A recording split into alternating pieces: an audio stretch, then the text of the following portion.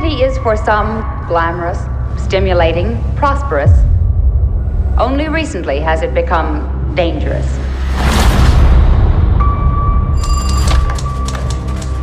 Jack, I think I found something. 3 women were strangled over the last 2 weeks. You're on the lifestyle desk. You're not covering a homicide. I think the murders are connected. Another woman was strangled. Just came over the wire. I'm killing the follow-up. You don't have a story. How many women have to die before it's a story? They just confirmed number 4. Police aren't talking. Never seen them this tight-lipped about anything. I don't care if it's 1 killer or 4. We're gonna catch whoever did this. Do you have any suspects? Boston police, hands on the wall. We had him. We just let him walk away. Everything lines up with him. His history, the progression of the crimes, everything. You know how many people I've gone down the rabbit hole with? It's a dead end every time with this case. What do you think you're gonna find out there? When is this gonna stop, Loretta? I need you to call in a favor. Be quick. I don't want to get fired tonight. Any lawyer worth a dime would pick this apart. You really want to use this paper to tear down the police department? If anyone else was blowing it this badly, we'd have put it on the front page a long time ago. I need you to take down an address. If I don't call back in an hour, give it to the police. Loretta, there's more than one lunatic out there, and you're gonna get us both killed.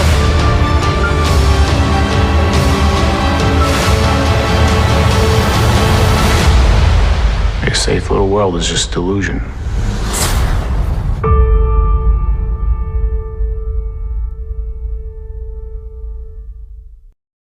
Boom, there you go. That was a trailer for Boston Strangler, available right now on Hulu. It's your boy Kuya P. This is Nerds Rule the World, and I'm about to break down this film with the good homie Heather Hertz. How are you, Heather? I'm good. I don't have the information up, so I'm gonna ruin names when we do the plot. But all good. Before we get into it, so I guess to give you some time to hold you for some time. You're a fan of the true crime, aren't you? I am a huge fan of true crime, so none of this was surprising at all. So for me, I'm aware of the Boston Strangler stories. I dabble in the true crime a little bit, probably not as much as you. So I was somewhat aware of this story, but not until the very end of this film did I learn that there may be more than just one strangler and the different reasons. And it makes perfect sense to me. And what I would say the biggest thing of having watched this film, it made me want to dive more into learning more, which I think is what films are amazing and can do, and which I love about them. And I hope it, pulls people into doing more research and learning more. But we'll get into that with our reviews in regards to like provoking and our thoughts on it. But I think I've squirreled enough time away. Heather, let's break down this story. I will do the characters and actors portraying them, and then we'll give you our thoughts. You ready to go, Heather? To say, other than the fact that Kuya P gave away the entire ending of the film just now. You know what? But if you don't know the story, but this is based on true history, so I get a pass, right? It's based off some really good stuff, and we'll get into it later. But the plot of the film, not to go into it too much, because many of the people who are probably going to watch this have seen and know the story of the Boston Strangler, who killed upwards of 13 women in Boston in the 1970s. This was about women supporting women, because if we don't, there's nobody else, because men don't care and neither do the police. I'm getting all my journalist voice out for this. So we have our two incredible reporters in Carrie Coon, who play you, that's you, and Jean, who is a seasoned veteran in the journalism game, primarily in true crime, an area in the crime division where women were traditionally not permitted, and Loretta, who wanted to be in true crime, or I keep saying true crime is now, in the crime division at the newspaper, at the Great American, something like that. I can't remember which one it's called. It's one of the American magazines, newspapers. And they together are able to take apart a case and put it together before we had DNA evidence, before we had really, really good fingerprinting options, before police stations were even talking to one another. we had great these two women put their time together, they put their effort into it, and they helped solve the killings. We'll say they helped solve. Almost all of them are still technically cold cases. The killings that were running rampant across Boston, and gave the opportunity for many police stations, groups, I don't know what they're called, I don't care. Sorry, don't care. All over the world or all over the US to start talking to one another. It's most important that they start communicating, because you never know where the pieces might fit. So, and that's really the plot. It's these two wonderful women fighting for the victims and fighting to protect other women in the Boston and greater area. All right, there we go. Thank you, Heather. We will give you more of our thoughts, our actual review in just a second. I'm going to break down the cast and crew. And as I always like to say off the top, it takes a village to make a film, y'all. A lot of hours put on by everyone involved. So mad love to everyone on the cast and crew that worked on this project. So I'm now just going to briefly highlight some certain folks on that. But again, mad love to everyone involved. It takes a village. The director, writer on Boston Strangler is Matt Ruskin. You know him from Crown Heights, as well as The Infiltrator, The Hip Hop Project, and Booster. He was a producer on many of those projects. The star of this well, there's two stars. I would say the main stars of Boston Strangler are, of course, Keira Knightley, who plays Loretta McLaughlin. You know Keira Knightley, big time actress. You've seen her on Pirates of the Caribbean, Pride and Prejudice, Atonement, as well as The Imitation Game, and many other projects. Love Keira Knightley. Carrie Coon, who plays Jean Cole. You've seen her on Gone Girl, Ghostbusters Afterlife, The Post, Avengers Infinity War as Proxima Midnight. Oh snap, she was Proxima Midnight. Whoa, I didn't know that. Now I'm just like, wow. I'm just now like looking more into her stuff right now as we're doing this. I did not know she was Proxima. Okay, shout out to Carrie Coon, amazing in this as well. We also have Chris Cooper. You've seen Chris Cooper in Adaptation, August Osage County, Breach, American Beauty, and many other projects. And I also want to highlight David Dastmalchian. You're seeing him in a lot of things. He's currently in the new Ant-Man film as Zeb, who likes holes. He's always looking for holes, many holes. You've also seen him as another character in the Ant-Man franchise, as one of Paul Rudd's buddies at his security firm. You've seen him as one of Joker's thugs in The Dark Knight, Polka Dot Man on The Suicide Squad. He's played Jude on Animals, and is also Peter DeVries in Dune. So you've seen him there. So those are the main cast. Again, shout out to everybody on the cast and crew. Again, it takes a village to put out good films, and we cannot thank you all for doing all that hard work. So there's a cast and crew. Heather, coming into this, I think you're a true crime fan. You already knew a good part of this until, like I said, I kind of spoiled the ending a little bit here of this, which I did not know. I knew about the Boston Strangler, but I did not know all the other. Yeah. Mm-hmm. So were you well aware of that other? Absolutely. So the way that you put it originally, I was just like, wait, what? So yes, I did know. One of the really key factors of basically every strangler, every serial killer in the 70s and 80s was they all had copycats, and who did what was always in question. And one thing that this film does very well is it emphasizes the fact that it was never going to be one person, and it actually took people outside of an organization, outside of the police department, to prove that it can all be connected and it can all be the same in different ways.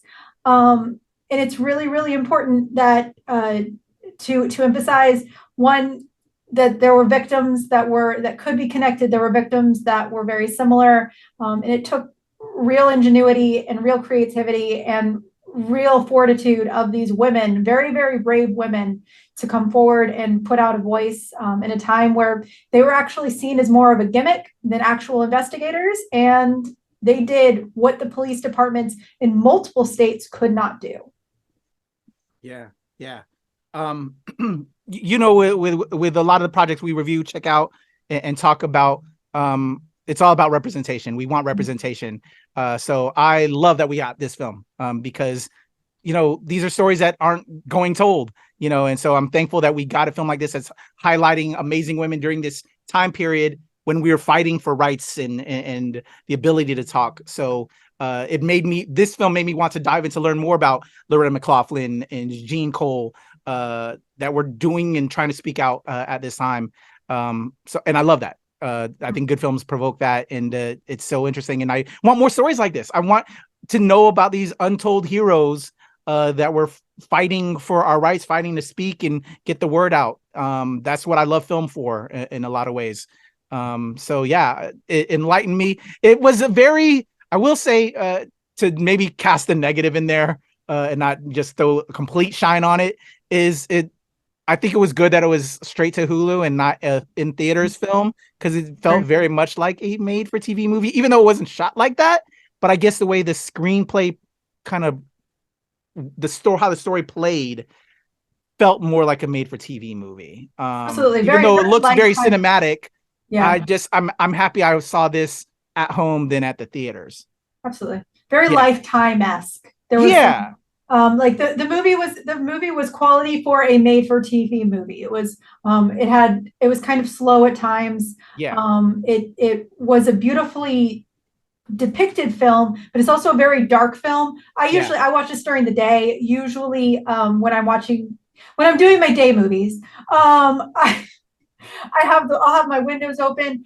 I had to literally stop the movie about 3 minutes in because I couldn't see it. We make jokes about Batman. This movie was visibly dark to watch. So if you're going to watch it, make sure you have your windows closed. Try to keep all the lights, at least in the room that you are in, off, because you will miss something. It is purposely gritty. It is purposely dark. But it was definitely good for a made for TV movie. Absolutely. Yeah.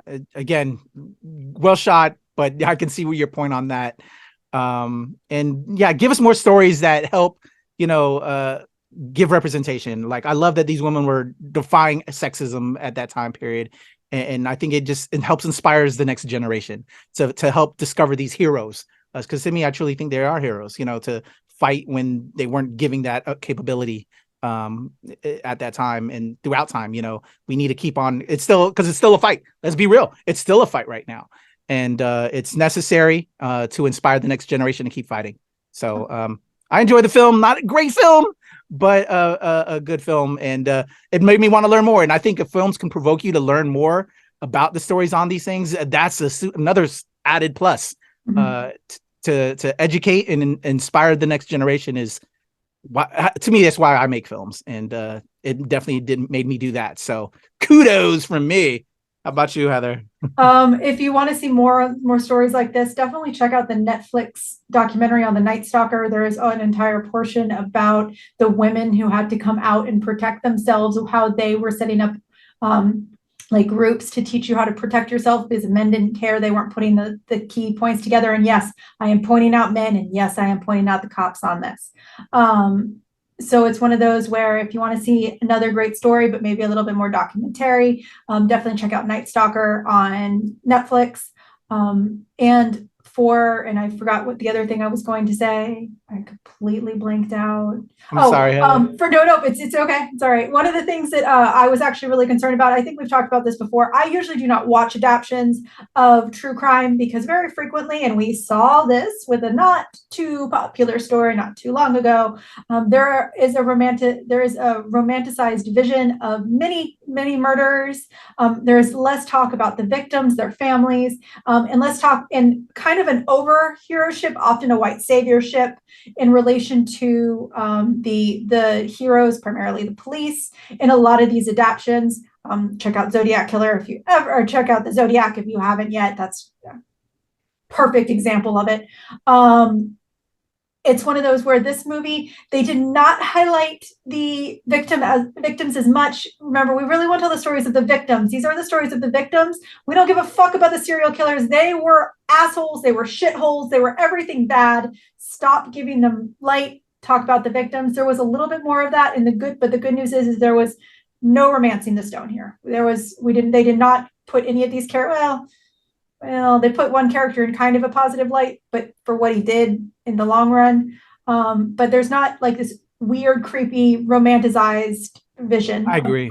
So yeah, I definitely agree to that. Let's not do that, people. Let's give love and light to the unfortunate passing of the victims that that we lost due to evil. So yeah, I'm with you, Heather. All right, a little bit of a heavy one, but I think it's important that we shine a light on heroes and give light to representation and people that are paving the way for us. I think these women were heroes and did what they needed to do to help give love and light to those victims that were not being seen right and make changes in the way the world functions. And we're looking at you, police departments and editorial staff. Shout out to Chris Cooper right there, even though he's playing a bad guy. He's a good guy, good actor, but he's a bad editor right there. Well, he kind of let it happen, right? He helped Keira do her thing. Anyway, let me shut up because I can't talk right now. Go watch it. Just go watch the movie.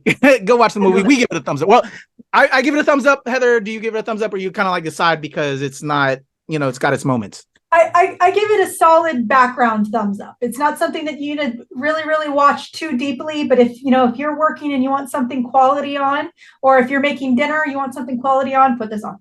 Absolutely. There you go. I would say that as well. Definitely. Yeah.